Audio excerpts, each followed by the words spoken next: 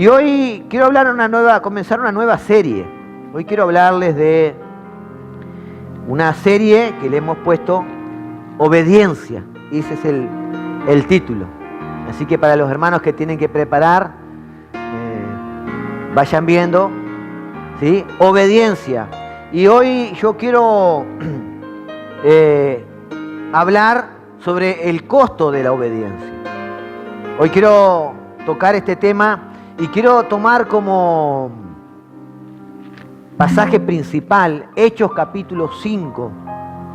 ¿Se acuerdan que en mi último mensaje, cuando hablé de retomar nuestra confianza en Dios, hablé de la confianza en la soberanía de Dios y usé Hechos capítulo 4? ¿Se acuerdan? Algunos me dicen que sí, otros... Bueno, Hechos capítulo 4, y lo voy a usar como introducción, porque Hechos capítulo 4 nos relata la situación que estaba viendo Pedro y Juan. Para los que recuerdan, estaban predicando, fueron llevados presos a la noche, al otro día fueron presentados ante el concilio, ante las autoridades. Allí se les interrogó y se les amenazó de que no predicaran más el Evangelio de Jesucristo, a lo cual dijeron que lo iban a seguir haciendo, ¿verdad? ¿Cuántos recuerdan eso? Pero cuando salieron de allí, ellos se reunieron con los hermanos y le contaron las cosas que habían acontecido, y la actitud de esos hermanos no fue otra más que la de una iglesia madura espiritualmente, y se pusieron a orar. ¿Recuerdan? Y hablamos porque conocían, podían comprender lo que era la soberanía de Dios. Ellos comenzaron a orar. Y para los que, a ver si recuerdan un poco allí, versículo 29, 30 de Hechos capítulo 4, cuando hablan de lo que le pedían al Señor, y fíjese lo siguiente: ellos le pedían al Señor que puedan predicar la palabra con denuedo, con valentía, y que mientras predicaban esa palabra, que el Señor con su mano de poder fuera haciendo milagros, prodigios, sanidades entre el pueblo, como una forma de afirmarlo, ¿verdad? Estamos hablando de una iglesia que recién estaba iniciándose, necesitaba ese tipo de cosas, milagros grandes y prodigios, ¿verdad? Para que sus primeros cimientos estuvieran bien establecidos. Estamos hablando de que esta iglesia era la que estaba dando paso, dejando atrás el tiempo de la ley y comenzando a retomar o a tomar el tiempo de la gracia. Entonces era una labor muy difícil.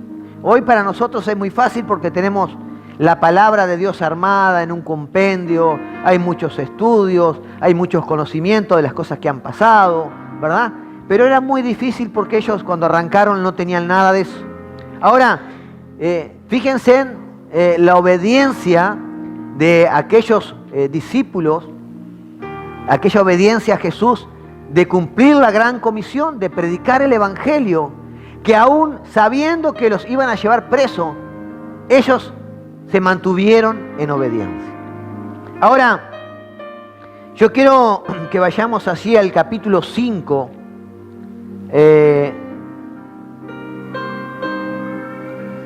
al capítulo 5, donde vamos a centrar el mensaje de hoy. Ahora, yo quiero aclarar algo, quiero traer un poquito de luz sobre el tema de la oración. Hablamos por un lado de la soberanía de Dios, que Dios está en control de todas las cosas, ¿verdad?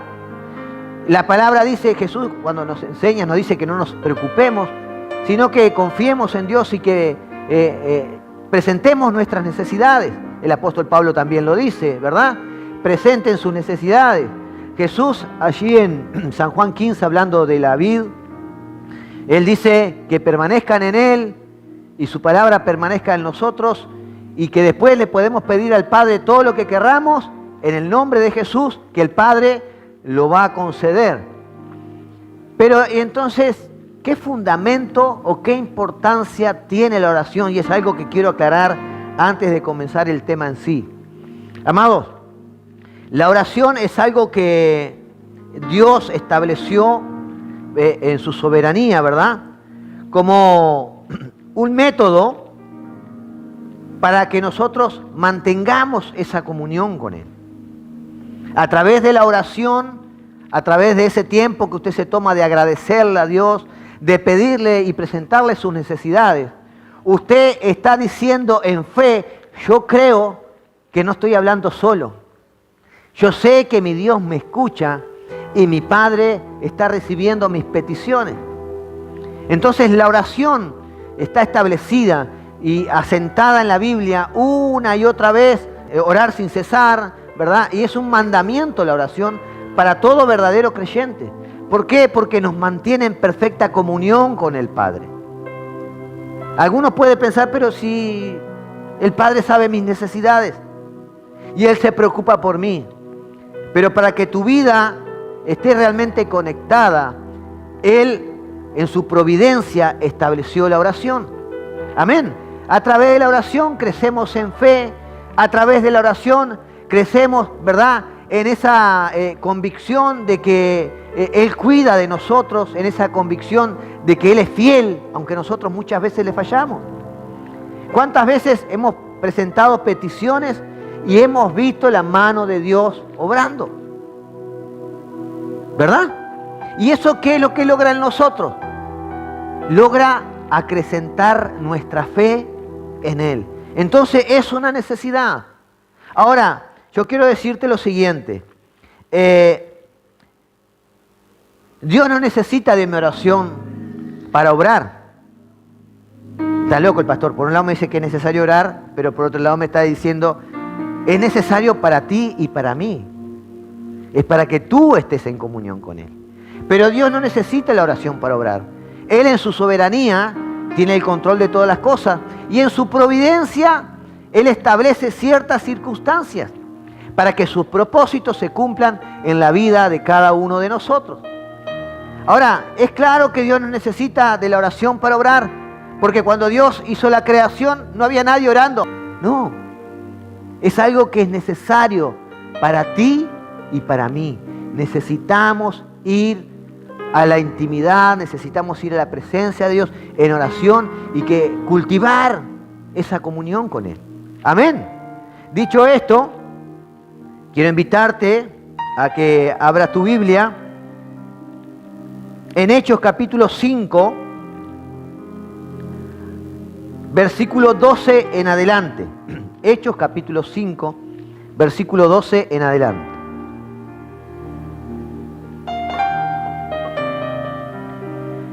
Comienzo a leer. Esta versión es Nueva Traducción Viviente, pero la que ustedes van a leer es Nueva Traducción Viviente, perdón. Pero, vuelvo a repetir, tienen pequeños detalles con la Reina Valera. Y hay algo que yo veía que no dice ahí, que es algo importante. Y está en estos primeros versículos que vamos a leer. Y por la mano de los apóstoles se hacían muchas señales y prodigios en el pueblo. Y estaban todos unánimes en el pórtico de Salomón. ¿Qué creen que era esto? Si yo leo el capítulo 4 y dice, estos creyentes estaban orando para que haya milagros, que haya prodigios, que puedan predicar con valentía, en el capítulo 5 vemos la respuesta a esa oración. ¿Por qué? Porque oraron con sabiduría. Oraron con un corazón conforme al corazón de Dios. Ellos no estaban pidiendo para sus deleites.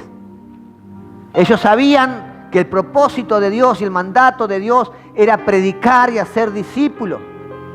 Y eso que habían pedido en el capítulo 4 lo vemos cumplido en el capítulo 5. Versículo 13 dice, pero nadie más se atrevía a unirse a ellos, aunque toda la gente lo tenía en alta estima. Sin embargo, cada vez más personas, multitudes de hombres y mujeres, creían y se acercaban al Señor.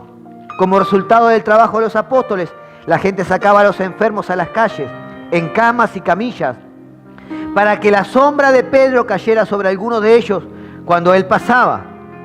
Y versículo 16, multitudes llegaban desde aldeas que rodeaban a Jerusalén y llevaban a sus enfermos y a los que estaban poseídos por espíritus malignos, y todos eran sanados. Amén. a causa de la actitud, a causa del conocimiento de Dios de esas personas, a causa de esa oración también, ¿verdad? Porque si bien Dios no necesita que oremos para Él obrar, nuestra oración nos hace crecer en fe y la fe hace que Dios se mueva en ciertas áreas y que su providencia sobre ciertas cosas comiencen a acontecer. Lo que estaba aconteciendo aquí no era nada más y nada menos el resultado de una oración de creyentes que eran maduros y que sabían lo que quería Dios con ellos. Amén. Entonces vemos en estos pasajes que la palabra era predicada con denuedo, que los enfermos eran curados, ¿verdad? Y que constantemente se sumaban a la iglesia nuevas almas. Ahora, yo les dije, este versículo de este capítulo tiene un pequeño detalle que no menciona y que sí lo menciona en Reina Valera. Y este detalle, allí en el versículo 12, dice, y por la mano de los apóstoles se hacían señales y prodigios en el pueblo. Y esto es lo que no figura en esa otra versión. Y estaban todos unánimes. Estaban todos unánimes. Entonces, esto me lleva al primer punto de lo que hoy quiero compartirles.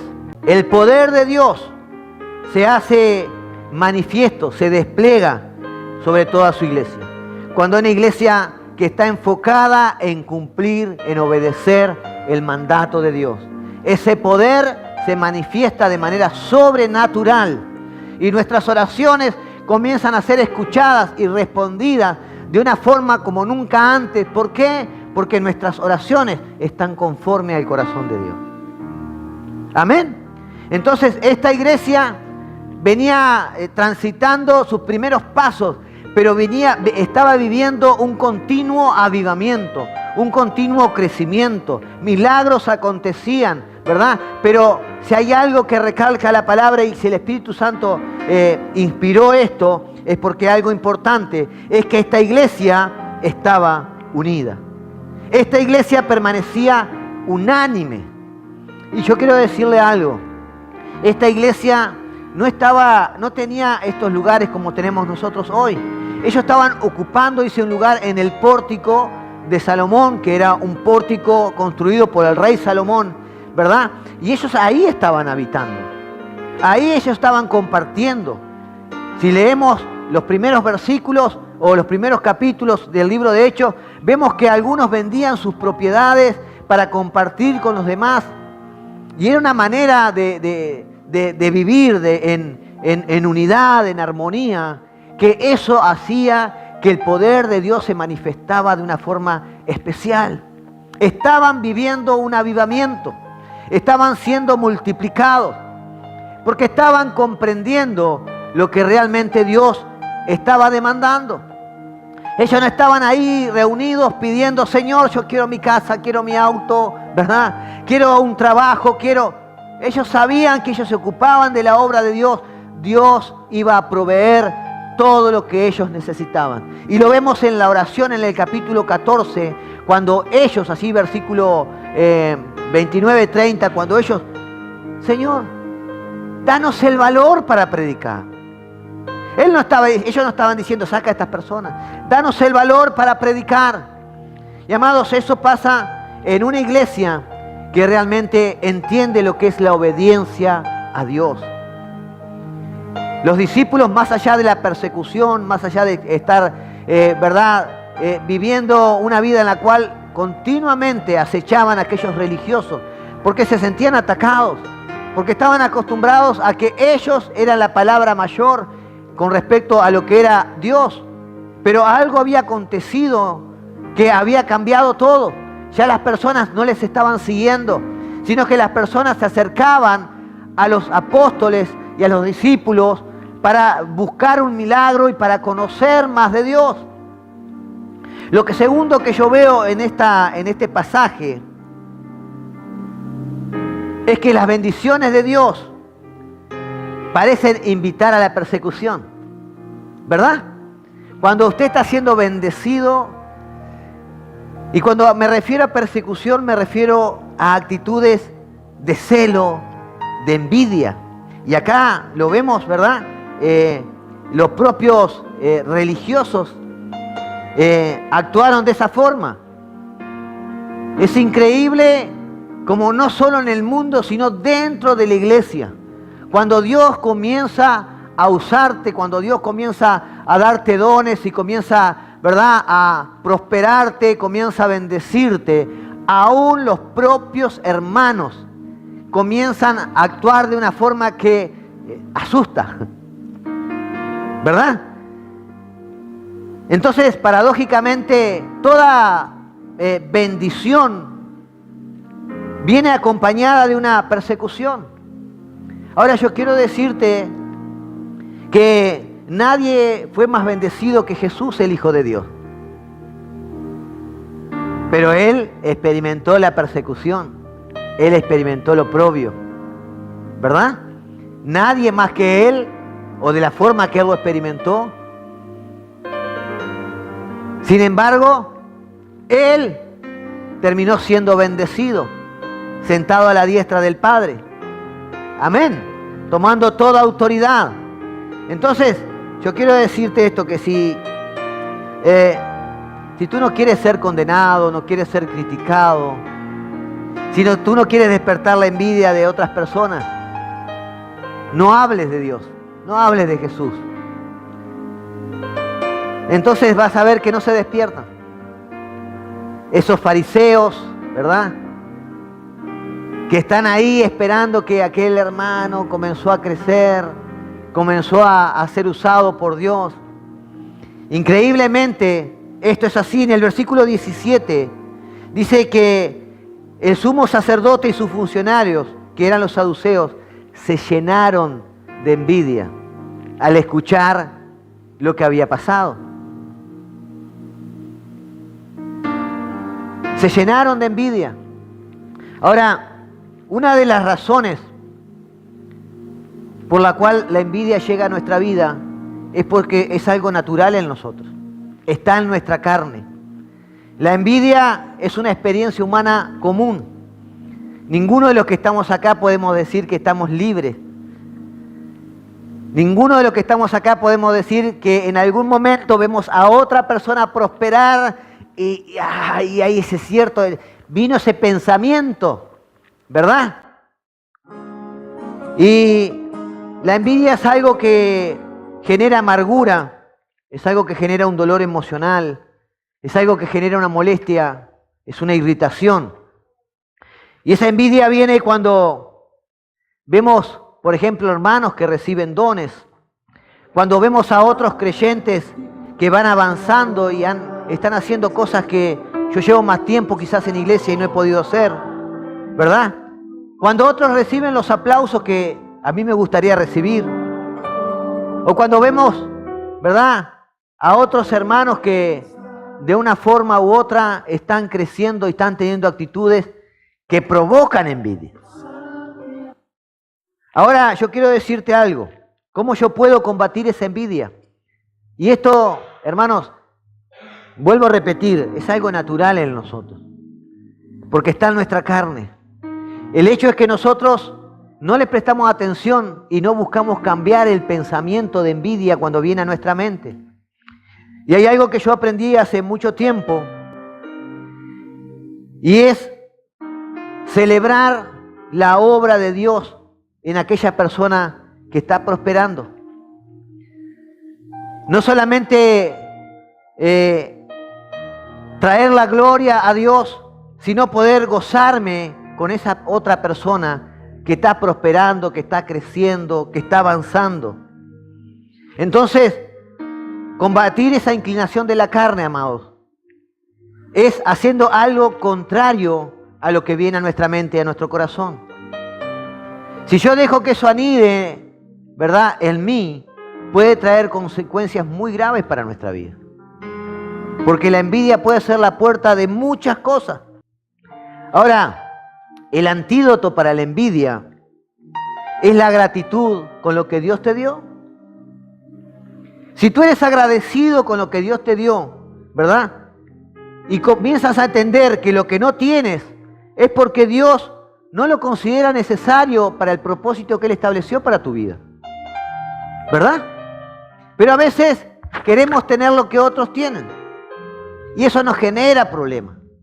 Porque la envidia, como decía recién, no muere ahí, sino que es la puerta para el rencor, es la puerta para la soberbia, es la puerta para la murmuración, la crítica y el enojo. Lo tercero que quiero resaltar sobre estos pasajes que acabamos de leer es que las tribulaciones es el mejor escenario para que Dios pueda mostrar su poder. Versículo 19, ¿verdad? Dice, versículo 18, ¿verdad? Estamos hablando que ellos estaban en la cárcel. En el versículo 19 vemos que Dios envía un ángel para sacarlos de la cárcel. La pregunta es, ¿por qué no Dios impidió que fueran llevados a la cárcel? Porque cuando leemos el relato de esta situación, vemos que no solo fueron quitados de ese lugar, sino que ni los guardias supieron que ellos ya no estaban ahí. Al otro día se enteraron que ya estaban predicando en el templo y tuvieron que los guardias entrar a fijarse y no se habían percatado cómo salieron. Yo imagino que los habrá hecho invisibles ese ángel y los quitó de ese lugar, ¿verdad? Para que ellos fueran libres. Ahora, si esto no hubiese acontecido, Dios no hubiese podido mostrar su poder. Cuando leemos el total de la historia, vemos que a raíz de esta situación, a raíz de este hecho, aquellos que estaban pretendiéndole hacerle mal, empezaron a pensar seriamente si valdría la pena y si esto que estaba ocurriendo no era la mano de Dios moviéndose a favor de estas personas.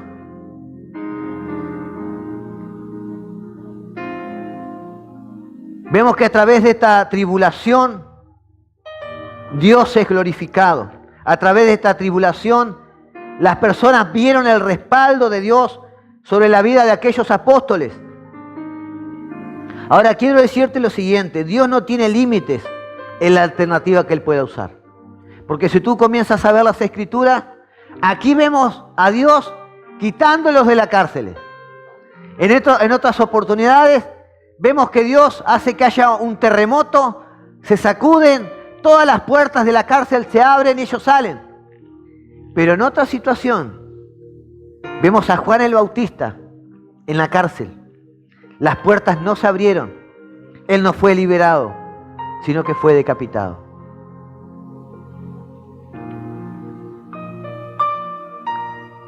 ¿Le falló la fe? ¿O habrá sido que la providencia de Dios era esa y fue lo que Él había establecido para él? Amados, Dios obra de manera diferente.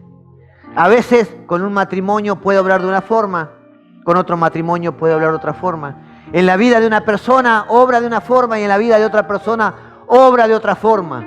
Lo que sí debemos entender que la forma en la que Él obra es la mejor. Amén. Nuestros pensamientos a veces no pueden comprender lo que Dios está preparando. Dios no promete librarnos de las tribulaciones ni de las dificultades, pero sí promete estar con nosotros todos los días. Amén. Dios nunca ha prometido que esta será una vida sin riesgos, una vida sin problemas. Alguien dijo que Dios no prometió un vuelo sin turbulencia, pero sí que prometió un aterrizaje seguro. Amén. En el mundo tendréis aflicciones, pero confiad, yo he vencido al mundo.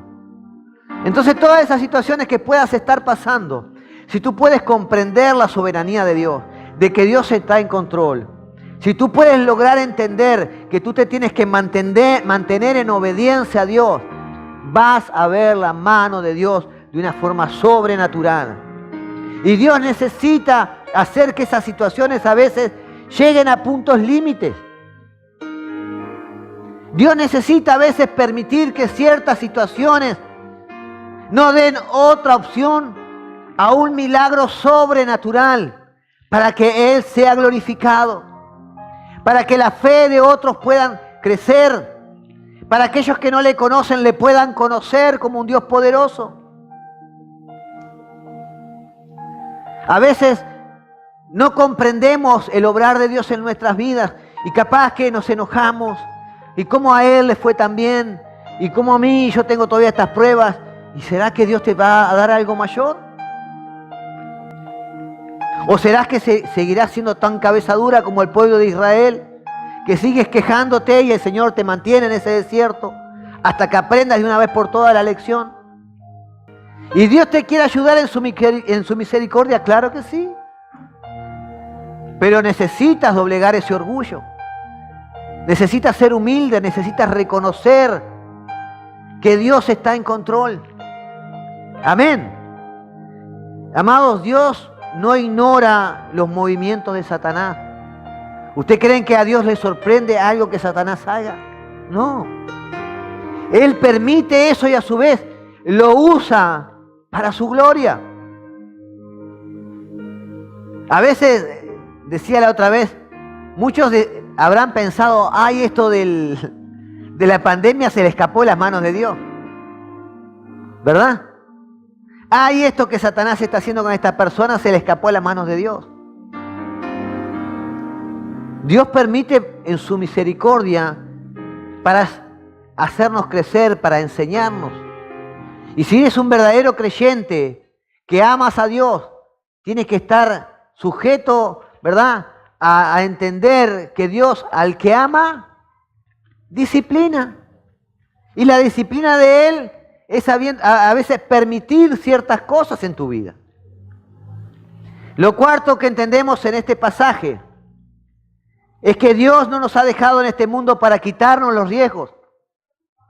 A veces creemos que el cristianismo es para que todas las cosas nos vayan bien. Y obviamos cantidad de historias bíblicas que hay de grandes hombres de Dios que nos la pasaron muy bien. Y para los que conocemos lo que está pasando hoy alrededor del mundo, hay familias que no la están pasando muy bien. Pero ellos le están dando gloria a Dios. Cuando tú logras entender que todo fue creado por Él y para Él, tu concepto comienza a cambiar. Tu egocentrismo ya deja de estar establecido en ti, ¿verdad? Y pasas a ser cristocéntrico.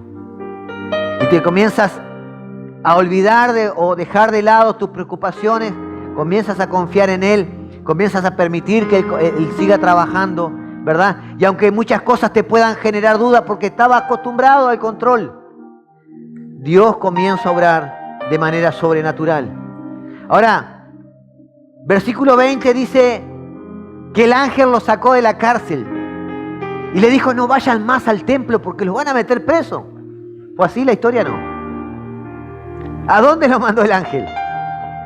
Al mismo lugar donde fueron llevados presos. Que dicho sea de paso, después fueron llevados presos nuevamente. Dios no te quiere sacar de los riesgos. Dios quiere que tú aprendas a vivir en riesgo y confiando en Dios. Amén. Dios los sacó de la cárcel para que vuelvan a hacer lo mismo. Exactamente lo mismo. Y ellos obedecieron. Aún sabiendo el costo de la obediencia. Estos discípulos, amados, estaban dispuestos a obedecer a pesar del costo. Ahora yo quiero decirte lo siguiente. La vida de fe es una vida llena de riesgos. Vivir de esa manera es lo mejor que te puede pasar. Tomar riesgos. Creer en su palabra y arriesgarte a dar lo poco que tienes, confiando que si obedece su palabra, obedecer su palabra es una vida de riesgos. No hay nada seguro en esta vida. Después de Génesis 3, no hay nada seguro. Este mundo está lleno de imprevistos, de riesgos, de consecuencias, de tribulaciones, de sorpresas. Ahora, si tú quieres vivir libre de riesgo, no quieres vivir por fe. Amado, la fe no es por vista. Tienes que creer, tienes que arriesgarte. Y arriesgarse a obedecer, hermano, es de hombres de fe. Arriesgarse a dejar cosas atrás, creyendo que estás cumpliendo el propósito de Dios, es de hombre de fe. Si quieres vivir una vida sin riesgo, no quieres vivir una vida dependiente de Dios, sino que quieres vivir una vida dependiente de tus cálculos, de tu lógica. Si no quieres vivir con riesgos, tu vida no quiere descansar en la providencia de Dios, sino en tu propia provisión. Vivir evitando los riesgos es el mayor riesgo para tu vida. Porque si vives queriendo evitar los riesgos, no puedes crecer en fe. No puedes ver la mano de Dios obrar. Tienes que arriesgarte a obedecer su palabra. Tienes que arriesgarte a caminar conforme a los preceptos que Él estableció, sabiendo que esos preceptos primeramente le dan gloria al Padre y por ende traen bendición para tu vida. Amén. Los hombres de fe, el quinto y último punto, los hombres de fe son hombres de obediencia. En el versículo 21 dice que al amanecer estos apóstoles estaban allí en el templo enseñando la palabra. Ellos no fueron para sus lugares y se pusieron a orar. No, ahora vamos a orar. Vamos a ayunar. A ver si el Espíritu Santo nos confirma esto. ¿No han escuchado personas así? Hermanos, tenés que servir en la iglesia. No, pastor, yo necesito que venga un ángel y me hable. Tenés que hacer esto. No, yo necesito. Déjeme orar. Hermanos, tenés que cambiar de actitud en esa área de tu vida. Voy a orar y ayunar, a ver si Dios me habla. Amén. La desobediencia es un reflejo de mi carácter, de no entregar algún área de mi vida a Cristo. Ahora, la obediencia tardía es desobediencia temprana. La obediencia tardía es desobediencia temprana. La obediencia parcial es desobediencia total. ¿Recuerdan a Saúl? Saúl ve y mata a todos aquellos amalecitas. Que no quede nadie. Y cuando va el profeta Samuel, empieza a escuchar unos bueyes, unos carneros ahí. ¿Qué hiciste, Saúl? No, es que estaban gorditos, estaban lindos para sacrificio. La obediencia a medias no sirve. Es desobediencia para Dios. La obediencia que no duele es conveniencia. Si tú estás obedeciendo solamente a aquellas cosas que te resultan fácil, si tú estás obedeciendo a aquellas cosas que te agradan, esa no es obediencia, es conveniencia. Lo haces mientras te agrada lo que se te dice. Lo haces mientras lo que la palabra dice va conforme a mi pensamiento, pero cuando ya la palabra me confronta, ya como que esa área, esa parte no está buena para mi vida. Amados, la desobediencia es un reflejo de autosuficiencia y a la vez de orgullo. Ahora, la desobediencia es rebelión contra el Señor. La desobediencia es rebelión contra Cristo. Y cada vez que hay un área en mi vida en la cual yo estoy teniendo problemas, es porque no estoy siendo obediente en entregarle esa área al Señor. Si hay algún área en mi vida en la cual sigo luchando, no puedo avanzar, es porque estás siendo orgulloso, estás siendo autodependiente y no la estás queriendo entregar al Señor. Ahora, sin duda que la obediencia a Dios provoca su apoyo y su beneplácito. La obediencia nos ayuda a ver el poder de Dios y vivir en paz, en plenitud. Amén. ¿Qué tipo de obediencia tenemos? ¿Estamos evaluando el costo? ¿Estamos evaluando el costo? Jesús mismo lo dijo. Quien me tiene que seguir tiene que evaluar los costos. ¿Estoy dispuesto realmente a ser 100% obediente a lo que Dios me está pidiendo? ¿O sigo con una obediencia a media? ¿Sabes? Las puertas de la bendición no se abren hasta que nosotros nos rendimos, hasta que nosotros somos quebrantados en nuestro orgullo, para que nos rindamos a Él. Amén. Ponete de pie, iglesia. Gloria al Señor. Quiero decirte que necesitamos caminar en obediencia si queremos ver la mano de Dios moverse en nuestras vidas. Amén. A veces tomamos la palabra de Dios y leemos ciertas cosas y te digo que Dios te está hablando muchas veces a través de la palabra. Dios te está hablando, ¿verdad? A través del Espíritu Santo. ¿Y sabes qué? No avanzas en esa área porque no le estás escuchando.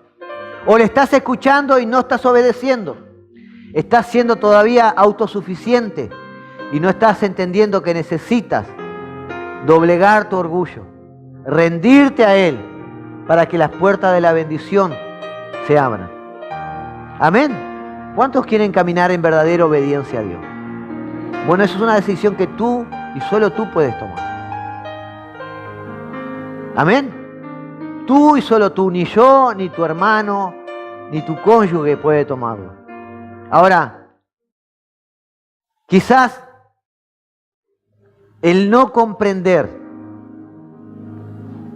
que el arriesgarme a obedecer realmente va a abrir las puertas de bendición para mi vida es lo que me tiene frenado. Si puedes comprender eso, vas a caminar en paz y vas a trabajar menos y vas a vivir mucho mejor. Amén. No es el arduo trabajo que hagas que te prospera. Es tu confianza en Dios, en un Dios que provee. Amén. Y esa confianza trae obediencia. Vamos a orar. Padre, te damos gracias. Gracias, Señor, por esta palabra. Gracias por este tiempo, Señor, en el cual, Señor, tú estás hablando a tu iglesia, Señor, de obedecerte, de caminar conforme a tus propósitos, de caminar conforme a tu palabra, Señor, sabiendo que en la obediencia hay bendición. Señor, queremos pedirte en esta hora que tu Espíritu Santo nos dé la fuerza, nos dé la sabiduría y el discernimiento para tomar la decisión de rendirnos completamente a ti, para que podamos, Señor, realmente ser usados en plenitud. Te lo pedimos en el precioso nombre de Jesús y te damos gracias. Amén, amén y amén. Dale un fuerte aplauso al Señor.